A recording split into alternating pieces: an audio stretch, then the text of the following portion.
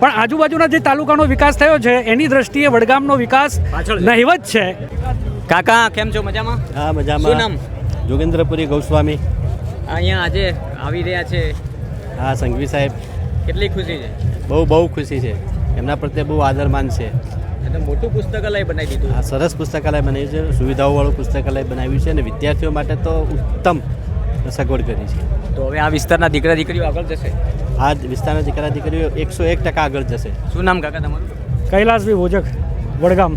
અહીંના સ્થાનિક જ? અહીંયા સ્થાનિક જ છીએ. આજે તો વહેલી સવારથી અહીંયા જ ઊભા છો. અહીંયા જ ઊભા છીએ. સંઘવી સાહેબ આવી રહ્યા છે, એમના સ્વાગત માટે ઊભા છીએ ખુશીમાં. અને વડગામ મુકામે ખરેખર બહુ સરસ મોટું જે પુસ્તકાલય બનાવ્યું છે એનો વિદ્યાર્થીને ખૂબ લાભ મળશે. હા, એ બદલ વડગામનો અમને ગૌરવ વધાર્યું છે એમ કહી શકીએ તો ખોટું નથી. એમ તમારા ધારાસભ્ય જિજ્ઞેશભાઈ પણ અહીંયા જેટલો વડગામનો વિકાસ જે કયા હતા ફકીરભાઈ હતા એ વખતનો જે વિકાસ હતો એના પછી વિકાસ નથી. એ વિકાસ થાય એ જરૂરી છે. એટલે જિજ્ઞેશભાઈ નથી વિકાસ કર્યો. વડગામમાં વિકાસ થાય એ જરૂરી છે. નેતાની બાબતમાં હું કશું કહેવા માંગતો નથી, પણ આજુબાજુના જે તાલુકાનો વિકાસ થયો છે એની દ્રષ્ટિએ વડગામનો વિકાસ નહિવત છે. એટલે એનો વિકાસ વધુ વિકાસ થાય, એ બધા તાલુકાની દ્રષ્ટિએ વડગામનો વિકાસ થાય એ અમે માગીએ. આ વિકાસનું કામ તો થયું. આ વિકાસનું કામ તો થયું.